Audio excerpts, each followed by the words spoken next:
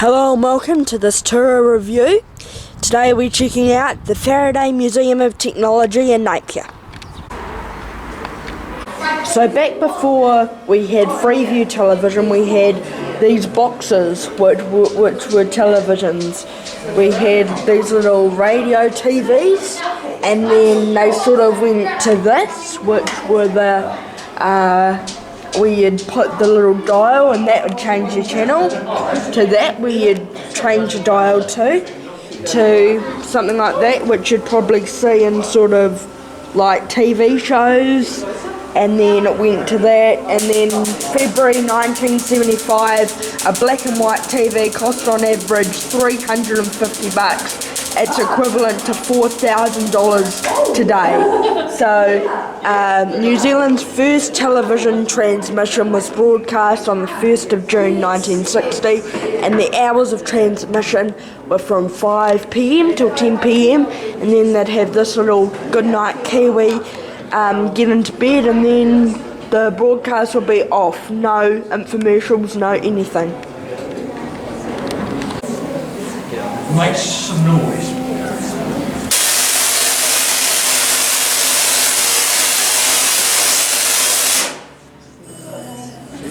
Now those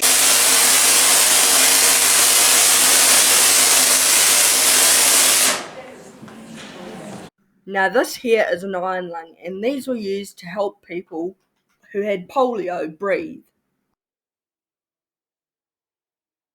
Now here's a setup of a children's dental clinic, a bit different to the children's dental clinics we have today. This was around in the 50s and 60s, this setup. I know I wouldn't want to have any of those instruments on my teeth. Ugh. Now this tractor here was used during the 1931 Napier earthquake, and it's pretty amazing because it looks like it's in really, really good condition. So here's the Faraday Centre's water wheel. There's a pool of water down here, and it sort of picks up the water, and up there the water trickles down, and the wheel is powered by water, which is pretty cool. So water flows down the chute and fills the buckets on the water wheel. The weight of the water on one side causes the wheel to rotate. So in here is sort of like a kitchen area. Here's the dishwashers that they'd have, so they'd put their cups in there and they'd put the lid on, they'd connect the hose to this attachment here, and it would wash it, which is pretty insane considering the dishwashers we have today.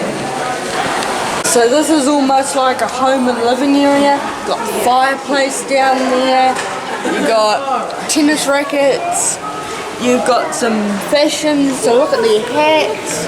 So here's a little bit of an exhibit on how different phones have worked. So this is a more modern push button telephone, and before that we had this push button telephone. You had the warm telephones in sort of the 1980s, and then way before then you had like these dial ones where you'd have to go like. And one thing I love about the Faraday Centre is the amount of interactivity. So if we dial 74, the red phone box, and when you ring that phone, this phone rings. So this is like one of those London telephone boxes. Oh, who's that ringing? Hello? How are you? Yes it is, and he's filming with his camcorder. I'm at the Faraday Centre in Napier. I'd give it a 4.5 out of 5. It's pretty good. There's a lot of stuff to do, and there's a lot of interactivity, so I quite like that. And all this old stuff that a person from the 2020s probably hasn't seen before is pretty mind-blowing. I will, you too. Bye. So here's a model of the Titanic, the 1912 ship that sunk in Northampton in England after it hit an iceberg. So the front of the boat or the bow got hit by the iceberg, and it sort of sunk straight down into the ocean, the Atlantic Ocean. Now, if you're cool with science, you would have probably heard about Issac Newton, the person who discovered gravity, about having the apple fall down on his head. And this is something that he created, about momentum, the Newton's cradle. So as one goes, another one goes there, and it sort of has momentum, even if you don't do the other ones. Now, instead of police cars in the Hawke's Bay in 1931, they had these beasts. This is an Alcazar motorcycle, and these were the ones that they used instead of police cars. They still sort of use these police bikes, but they're a lot more modern, and they don't really get used in the Hawke's Bay anymore. And always, it's the exit through the gift shop. Can you push me around?